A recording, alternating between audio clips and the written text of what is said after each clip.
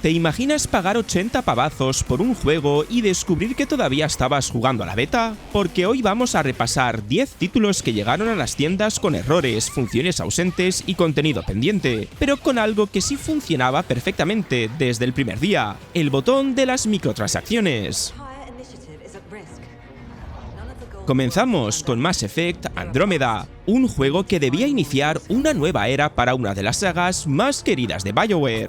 Y lo peor es que llegó en marzo de 2017 costando alrededor de 60 a 70 euros, como cualquier otra superproducción completamente pulida. Desde las primeras horas era evidente que algo no cuadraba. Los personajes tenían animaciones faciales extrañísimas, miradas perdidas y expresiones que no encajaban con lo que estaba ocurriendo. Algunas conversaciones dramáticas parecían escenas de una comedia involuntaria. A esto se sumaban personajes que desaparecían, enemigos flotando, fallos en las misiones, caídas de rendimiento, cierres inesperados y errores de sonido. No eran pequeños detalles escondidos, eran problemas que aparecían constantemente en un RPG donde las conversaciones y las escenas cinematográficas tenían muchísimo peso. El problema venía de un desarrollo realmente caótico. BioWare Montreal estuvo trabajando durante unos 5 años, pero se pasó demasiado tiempo experimentando con ideas que terminaron descartándose, como la generación procedural de cientos planetas. Además, utilizar Frostbite complicó bastante la creación de las herramientas necesarias para un RPG de estas características. Al final, gran parte del juego definitivo tuvo que construirse durante aproximadamente sus últimos 18 meses, con cambios de dirección, problemas internos y una enorme presión por cumplir una fecha.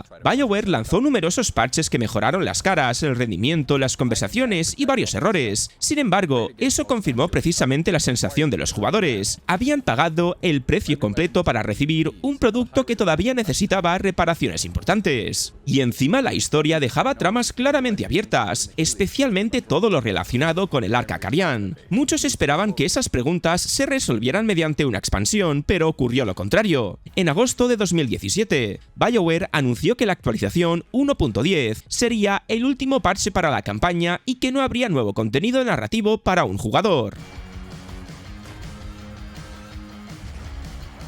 Y ahora espera conocer un juego que, según reconoció su propia editora, estaba aproximadamente al 20% pocas semanas antes de su lanzamiento. Pasamos a Tennis World Tour. Este es uno de los casos más descarados de un juego vendido sin terminar, porque aquí no hablo únicamente de jugadores quejándose por 4 errores. El propio Alyan Falk, responsable de Big Ben Interactive, reconoció después del lanzamiento que pocas semanas antes de llegar a las tiendas, el juego estaba aproximadamente al 20% de su desarrollo. Aún así, decidieron publicarlo para no perder las campañas publicitarias que ya tenían contratadas y aprovechar la celebración del Roland Garros. Vamos, que el calendario comercial pesó más que el estado del producto. El juego llegó en mayo de 2018, presentándose como el sucesor espiritual de Top Spin 4. Había antiguos desarrolladores de aquella saga implicados, y llevaba años sin aparecer un gran simulador de tenis para consolas. Las expectativas estaban por las nubes, pero los jugadores pagaron alrededor de 60 euros y se encontraron con algo más parecido a un acceso anticipado. Para empezar, no tenía multijugador en su lanzamiento, pese a que esta función había aparecido en la promoción del juego e incluso durante el periodo de reservas. Tampoco incluía partidos dobles, otro elemento bastante básico en cualquier partido de tenis. Ambos modos quedaron prometidos para futuras actualizaciones, como si comprar el disco también incluyera esperar pacientemente a que terminaran de fabricarlo. Y lo que sí estaba disponible tampoco parecía preparado. Los tenistas se movían de manera extraña, las animaciones se cortaban, la detección de la pelota fallaba y el personaje podía golpear bolas que ni siquiera estaban cerca de su raqueta. La carrera era repetitiva, los enfrentamientos tenían poca variedad, faltaban torneos oficiales y el apartado audiovisual estaba muy por debajo de lo esperado. Incluso los comentarios de John McOnren se repetían o aparecían en momentos que no tenían ningún tipo de sentido. Y de un juego de tenis sin terminar pasamos a una batalla de atracadores que también apareció antes de tener preparado todo ese equipo. Estoy hablando de Payday 3. Payday 3 se vendió como la gran evolución de una saga que llevaba más de 10 años viviendo gracias a su comunidad, pero llegó en septiembre de 2023 con tan poco contenido y tantas funciones ausentes que parecía la primera versión de un acceso anticipado. El primer golpe llegó con su conexión permanente, incluso para jugar completamente solo, acompañado por personajes controlados por la IA. Necesitabas conectarte a los servidores y pasar por el sistema de matchmaking. ¿Qué ocurrió durante el lanzamiento? Los servidores colapsaron y miles de compradores no pudieron ni entrar. Habías pagado por atracar bancos, pero el primer atraco consistía en conseguir que apareciera el menú principal. Sin embargo, aquello solamente destapó un problema mayor. Cuando los servidores funcionaban, el juego ofrecía únicamente 8 golpes, una cantidad extremadamente escasa comparada con todo lo que venía en Payday 2. También faltaba un navegador de servidores como Crime.net, chat de voz, filtros para encontrar grupos, posibilidad de expulsar jugadores, planificación avanzada, personalización de los compañeros controlados por la IA y numerosas opciones sociales básicas. Encontrar una partida adecuada podía convertirse en una misión más complicada que abrir la propia cámara acorazada. La progresión tampoco ayudaba. Terminar un golpe perfectamente no garantizaba recibir puntos de infamia. Para subir de nivel debías completar desafíos específicos, algunos tan repetitivos como utilizar determinadas armas, o repetir numerosas veces una misión. Podías ejecutar un atraco impecable, llevarte todo el dinero y descubrir que tu barra apenas se había movido. El problema era todo lo que rodeaba esas misiones: una interfaz poco práctica, escasa variedad, IA limitada, y sistemas que parecían varios pasos atrás respecto a su antecesor. Pero al menos Payday 3 tenía una buena base jugable. El siguiente llegó con tantos problemas que parecía que su desarrollo había sido tan doloroso como caminar descalzo hasta Mordor. Estoy hablando de El Señor de los Anillos, Gollum, una aventura que necesitaba mucho más que un simple parche. Desde el primer momento aparecían errores difíciles de ignorar. Gollum podía quedarse atrapado en el escenario, atravesar objetos, caer al vacío sin motivo, o morir porque el juego no detectaba correctamente una plataforma. La cámara se volvía loca en espacios cerrados y algunos puntos de control, que obligaban a repetir secciones enteras. Las animaciones parecían sacadas de una generación de PS2 y, siendo amables, los personajes hablan con expresiones rígidas, los movimientos no conectaban correctamente, y el propio Gollum podía quedarse suspendido en posturas muy extrañas. En un juego basado principalmente en escalar y esconderse, que el movimiento fuese impreciso era especialmente grave. Saltar hacia una cornisa podía terminar bien o podía mandar a Gollum directamente al suelo, dependiendo de lo que decidiera el juego en ese momento. La IA tampoco estaba preparada. Los enemigos podían ignorarte teniéndote delante, descubrirte a través de objetos o quedarse bloqueados mientras caminaban. Las secciones de sigilo, que deberían ser el corazón de toda la experiencia, terminaban funcionando mediante ensayo y error, no porque el juego hubiera metido realmente un fallo. Además, muchas misiones consistían en seguir personajes, recoger objetos o realizar tareas bastante repetitivas. Por si aquello fuera poco, la edición más cara incluía como extra las voces de los elfos en Sindarin, es decir, hasta una característica pensada para dar autenticidad al universo de Tolkien quedó separada como contenido adicional. Y un día después del lanzamiento, Daedalic pidió disculpas y prometió parches para corregir los errores.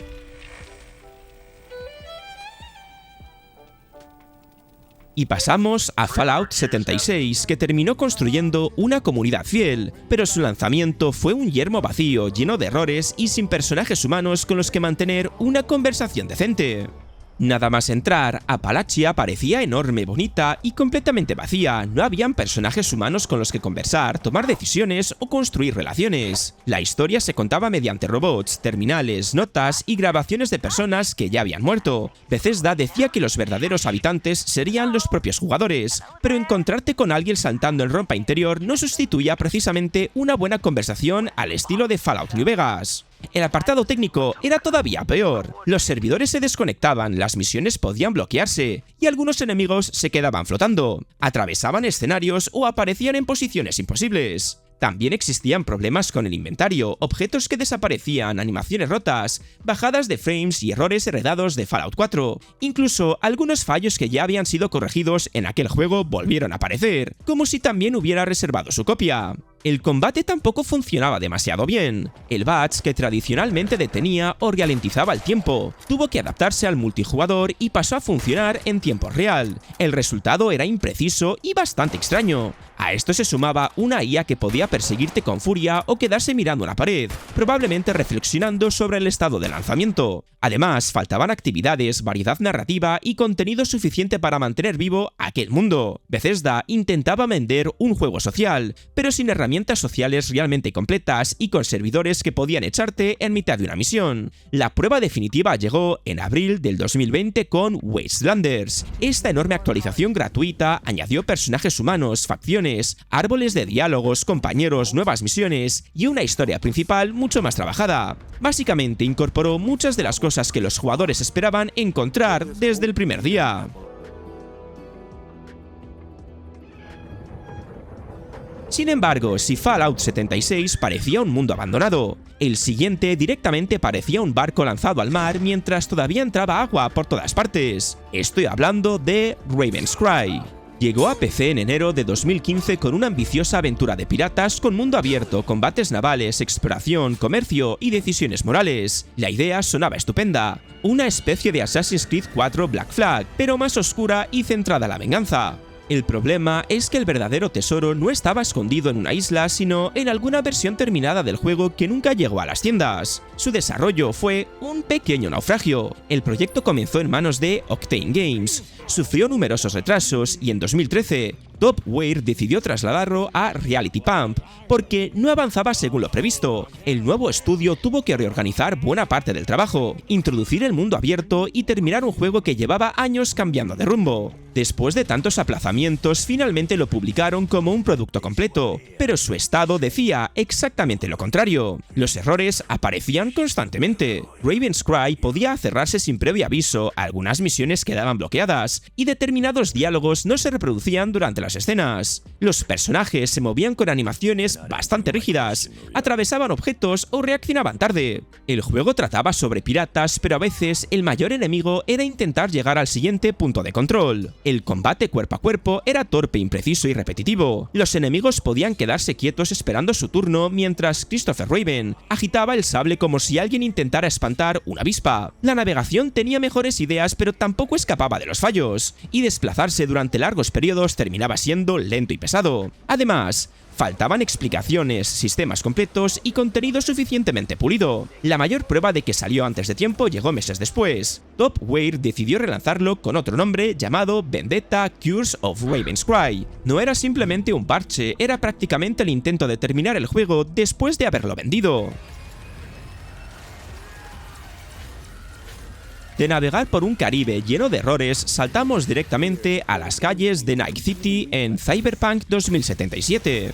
CD Projekt cobró alrededor de 70 € por él, pero en PlayStation 4 y Xbox One, muchos jugadores recibieron algo que parecía estar ejecutándose mediante tecnología encontrada en un contenedor. Los problemas iban mucho más allá de algún personaje atravesando una pared. Habían cierres constantemente, misiones bloqueadas, objetos flotando, coches que aparecían de la nada, y ciudadanos que desaparecían cuando dejabas de mirarlos. La IA de la policía era especialmente curiosa. Los agentes podían materializarse justo delante de ti, incluso dentro de una habitación cerrada. Night City tenía tecnología para modificar cuerpos humanos, pero aparentemente todavía no habían inventado las escaleras para los policías. En las consolas originales, la situación era todavía peor. Las texturas tardaban en cargar, la resolución bajaba muchísimo y el rendimiento podía caer hasta convertir algunos tiroteos en una presentación de diapositivas.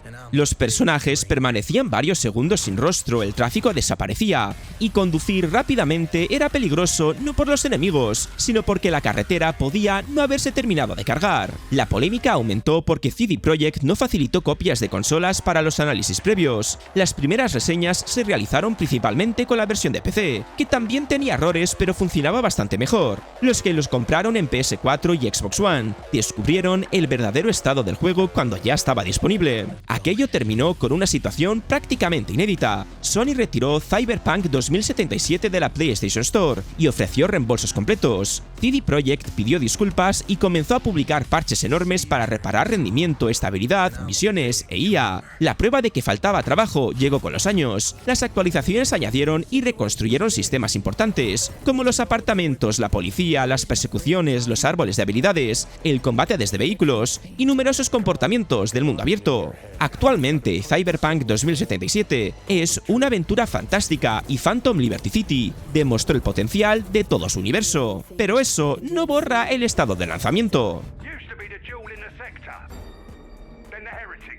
Y si Night City necesitó años para alcanzar su verdadero potencial, algo parecido ocurrió en los rincones más oscuros del Imperio en Warhammer 40.000 Dark Tide. La edición básica costaba alrededor de 40 € y la Imperial rondaba los 60. No era el precio habitual de una superproducción de 70 u 80 €, pero sí se vendió como un lanzamiento completo, no como acceso anticipado. Sin embargo, el sistema de fabricación llegó prácticamente sin acabar. Desde sus principales funciones solamente estaba disponible una, mientras las demás aparecían marcadas como próximas novedades. Podías mejorar una pieza de equipo, pero modificar ventajas, combinar bendiciones o personalizar realmente tu arsenal quedaba pendiente. Curiosamente, la tienda de cosméticos de pago sí estaba funcionando desde el primer día. El Imperio podía estar cayéndose a pedazos, pero la caja registradora permanecía perfectamente protegida contra el caos. El rendimiento también era problemático. Tenías desconexiones, tiempos de carga demasiado largos y bajadas de frames. Algunos jugadores podían superar casi toda una misión y perder la conexión justo antes de recibir la recompensa.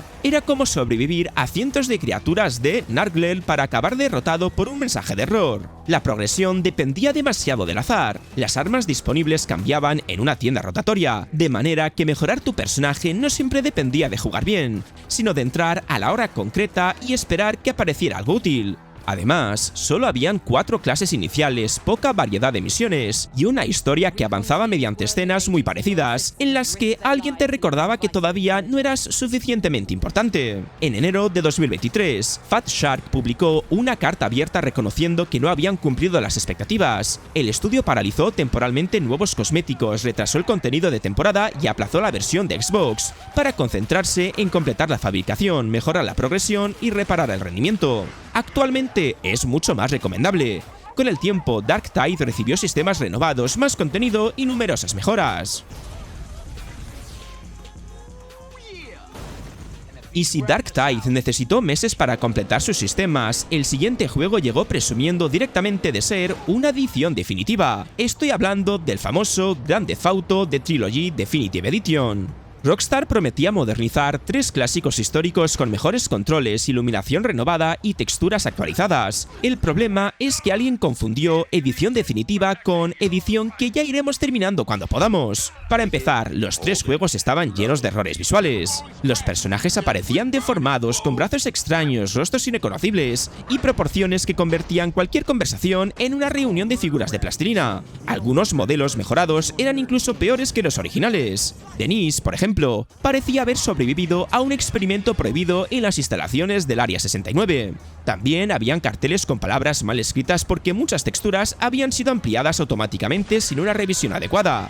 La lluvia podía ocupar toda la pantalla y hacer prácticamente imposible conducir. En San Andreas, la ausencia inicial de niebla permitía ver el mapa completo desde el aire, revelando lo pequeño que era realmente y destruyendo la sensación de distancia del original. Algunas misiones podían bloquearse y determinados puntos de control funcionaban mal. Incluso en consolas modernas, unos juegos nacidos en PlayStation 2 tenían dificultades para mantener un rendimiento estable. Eso tiene mérito, aunque no del bueno. La versión de Nintendo Switch era especialmente pobre, con resolución baja y problemas constantes de fluidez. En PC, la situación fue todavía más surrealista. El Rockstar Games Launcher dejó de funcionar y la trilogía fue retirada temporalmente mientras la compañía eliminaba archivos incluidos por error. Durante aproximadamente 3 días, quienes ya habían pagado ni siquiera podían iniciar los juegos. Lo peor es que Rockstar había retirado previamente las versiones clásicas de las tiendas digitales. Si no te gustaba la nueva colección, tampoco podías comprar fácilmente los originales. 8 días después, Rockstar pidió disculpas y reconoció que los juegos no habían alcanzado sus estándares de calidad. Además, devolvió temporalmente las versiones clásicas a su tienda y comenzó a publicar actualizaciones. Una de ellas corrigió más de 100 errores. Y ahora terminamos con un juego que llegó funcionando bien pero con ausencias difíciles de justificar por su precio elevado. Estoy hablando de Mario Kart World. Nintendo lo lanzó en junio de 2025 por 80 eurazos, el precio más alto que había tenido un Mario Kart, mientras varias funciones básicas parecían reservadas para futuras actualizaciones. El ejemplo más claro era el modo batalla. De lanzamiento solamente incluía batalla de globos y batalla de monedas. Para una saga que anteriormente había ofrecido modalidades como bombardero, asalto al sol o patrulla piraña, aquello sabía poco, y la sospecha terminó confirmándose en marzo de 2026, cuando a Nintendo añadió bombardero mediante una actualización gratuita. Es una mejor bienvenida, pero también demuestra que aquella selección inicial todavía tenía espacio por rellenar. También faltaban los 200cc, la categoría más rápida de Mario Kart 8 Deluxe. El productor, Kazuya Yabuki, reconoció que conocía el interés de los jugadores, aunque no confirmó su regreso. Después de cobrar 80 euros, Nintendo puso el límite de velocidad en 150cc. Ni la Guardia Civil habría conseguido que la gente frenara tanto. El mundo abierto era enorme y visualmente precioso, pero estaba desaprovechado. Habían interruptores, medallones, palenes y coleccionables, aunque faltaba un registro completo para localizar lo pendiente. La actualización 1.3 terminó añadiendo al mapa las ubicaciones de los interruptores ya completados y permitió viajar cerca de ellos. Algo tan básico para limpiar un mundo abierto llegó varios meses después. Y otras actualizaciones incorporaron objetos personalizados, carreras por equipos en supervivencia, mejoras para jugar con amigos, nuevas opciones de espectador y funciones adicionales para el modo foto. En 2026 también llegaron nuevas rutas de supervivencia con más recorridos anunciados para el futuro. Al final el problema no es que el juego mejore con actualizaciones, porque siempre se agradecen que sus responsables sigan trabajando en él. El problema aparece cuando te cobran el precio completo desde el primer día por un producto que todavía necesita meses o incluso años para alcanzar el estado que debería haber tenido en su lanzamiento. Algunos de estos consiguieron remontar y hoy merecen una segunda oportunidad. Y ahora quiero leerte a ti.